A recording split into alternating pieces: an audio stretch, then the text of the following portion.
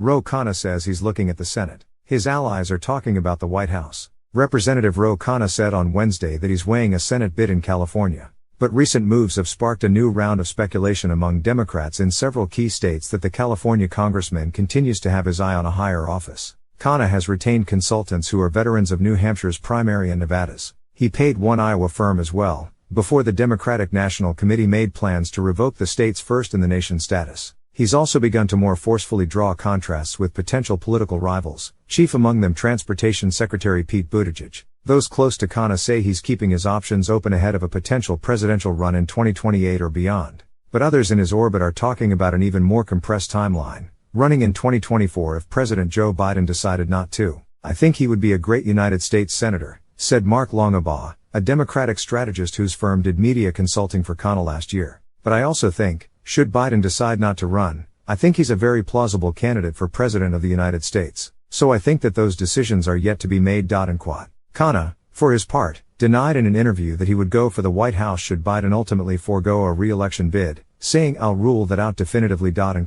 He has also said he would support Biden if he were to run. More immediately, he has begun talking openly about a possible run for the Senate as his next step, as other California Democrats formally and informally announce their own bids. "There are a lot of Bernie Sanders supporters and progressives who have reached out to me to encourage me to look at the race, and what I've told them is I will do so over the next few months," Khanna told Politico of a Senate bid. But despite his protestations otherwise, some consultants whose firms have worked with the congressman in early primary states say they have a different impression about the extent of his political ambitions. "I would just have to assume that while Roe has been incredibly interested in the great state of Iowa for a number of reasons, that perhaps it had to do with laying the groundwork for any potential future national bids," said Stacey Walker, the former Iowa campaign co-chair for Sanders and founder of the Iowa-based firm Sage Strategies, which Khanna paid $8,000 last year. If President Biden didn't seek re-election, his name would have to be on the list of top contenders. That's Stacey Walker speaking.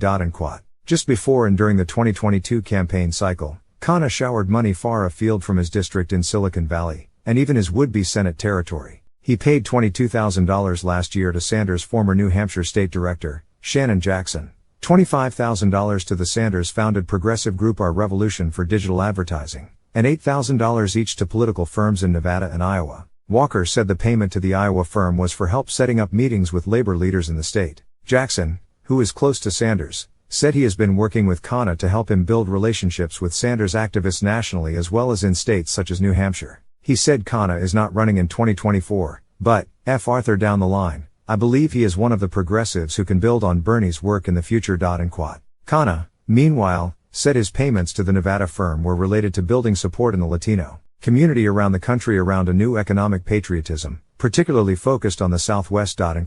Politico has previously reported on Khanna making preparations for a future presidential run. The congressman has said his semi-regular travels to key presidential states help him commandeer a media spotlight on the issues he wants to discuss. But his moves evince the national ambitions of a politician who finds himself at a political crossroads. And what stands out now is that those with ties to him are openly floating the congressman as a potential contender if Biden doesn't run, even as other Democrats with higher ambitions have fallen in line following the midterm elections. Khanna is seen as one of the leaders of his party's progressive wing, a relative newcomer on the scene who has broad appeal and formidable skills. At 46, he is comfortable in liberal circles, Silicon Valley boardrooms and even Fox News, where he is ensconced as a regular. He has traveled the country campaigning in blue and red states alike on economic patriotism. Khanna has also shown a willingness to take on members of his own party, including potential Democratic primary rivals. Most notably, as Southwest Airlines' holiday season meltdown left some 15,000 flights canceled, Khanna dinged Buttigieg, a potential future presidential primary competitor and frequent target of Sanders supporters, tweeting that the transportation secretary should take a tougher tack with the airlines. "The Department of Transportation's job is not to be buddy-buddy with airlines," Khanna said.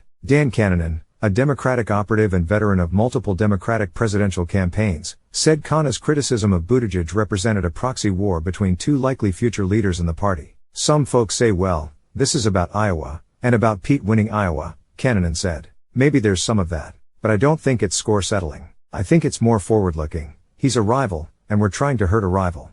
But others in the party said the attacks on the secretary were unfair and unfounded. Buttigieg literally was way ahead of the curve on this, months and months and months ahead of the curve, and to most consumers, Pete Buttigieg is a fucking hero, said John Anzalone, Biden's longtime pollster. Khanna denied that his criticism of the Department of Transportation was done with an eye on politics. "I don't think it has anything to do with Buttigieg," he said. "Whoever the Department of Transportation secretary was, I would have said the same thing."